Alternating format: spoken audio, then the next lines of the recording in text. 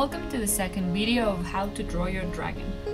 In this episode I'm going to show you how to draw the general parts of a dragon anatomy, but this time it's going to be only a Western dragon.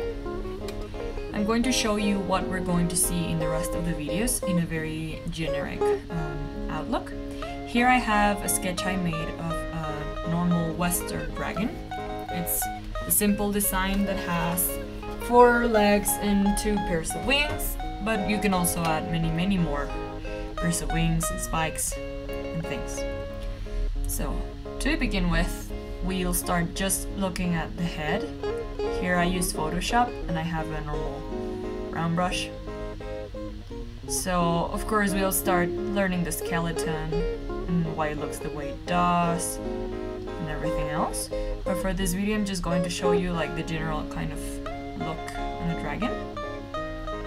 So as you can see, it looks more like a horse mixed with a feral, wild, big cat, right? Because it has a thick neck and thick legs. And well, for this, I'll just show you like the way I draw the neck and everything else. You will see the muscles later on in the other videos. So this is just to show you like the more general kind of look of a dragon. So to make it simple, we'll just start by learning several things about Western dragons. So to make these dragons, you need to think of 4-legged creatures and just focus on that first, because the wings can be a little daunting at first. Because, well, no animal has those, right? So it looks like a big animal with an extra set of limbs. And that's just what they are, really. They are an extra set of limbs. That's all they are. So as you can see, I'm making his torso a little short.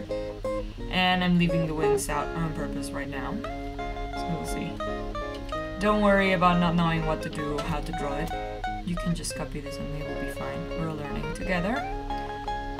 So I'm using more like a reptile dinosaur kind of legs, because some dogs or cats, big cats, don't have this kind of legs. They have them shorter. Also, the claws can be way different than this. This is just like for a quick example. And I'm using a 2B pencil brush. It gives it this nice sketchy texture that I really enjoy drawing with. So here we have just like, you know, the legs and the tail. A very simple tail. Like a lizard tail. Hey, the tip is horrible. Ignore the tip. You can do something about it later.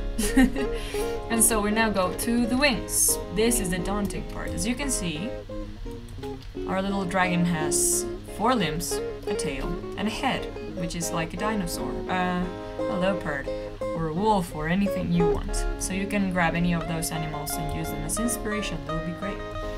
And so for the wings, just think of them as another pair of arms, right? Like if we were going to use a little pair of arms and think about some color, for example, you'll see that the arms are like this, like it has a hinge here, and then here, and then you have like the paws, right? The legs as well, you have the hinge, then the knee, then another hinge, and then the paws. It's pretty much the same thing with the wing. The wing has a hinge, which I'll explain later. Why is it located exactly here and not here or here? So yeah, you'll see why. So it's another kind of arm, right? A hinge, just like this one, and another limb and another hinge, just like this one, and another hand with fingers if you wish. More fingers, yay! So as you can see, it's a different arm. It's just another arm. So if you think about it that way, it will be much easier for you to make your dragon's wings. So you can see they are simple shapes to show the movement where the arm hinges, right? So I'll just lower the opacity on this one so I can still draw and you can still see it. So here goes. To make the wing, think of it as a triangle like this, And in the top of the triangle, add the arm, because it goes like this.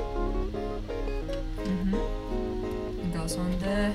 It's like another arm, pretty much. That's all it is. If you think of it that way, I promise it's going to be simpler. There are many muscles in these arms. We're going to explore them in later videos, in wings. And you can add, you know, the fingers. Think of them as bat wings, or even birds have like arms. And this is like a membrane. Not all dragons have it, but it's useful for flying. So, to make the hinges on the wings simpler, just imagine fingers in a hand. Long fingers with hinges. So you can move them like this. You can go like this, and like this, and then you just go like this. It's simple. It's truly simple once you get a hold of it. And I wanted to explain something.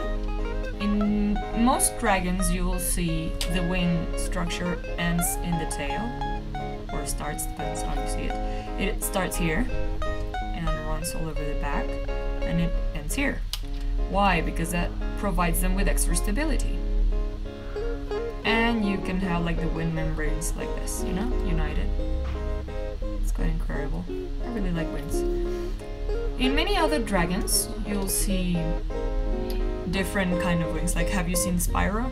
My character gets compared to Spyro quite a lot.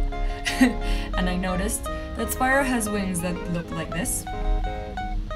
And they finish in a little pole at his shoulder, like this. So instead of going all the way to the tail, they just stay here. And that's, I think, it's a design choice more than anything else. But it might be a little complicated for a dragon to fly, having such short wings. Still, it works because it's a character. It's a cartoon, so it works. Because have you seen Shrek? Well, the dragoness also has pretty small wings and she can fly. And it's the same story with the Sleeping Beauty. The dragon is really fat and small wings and still can fly.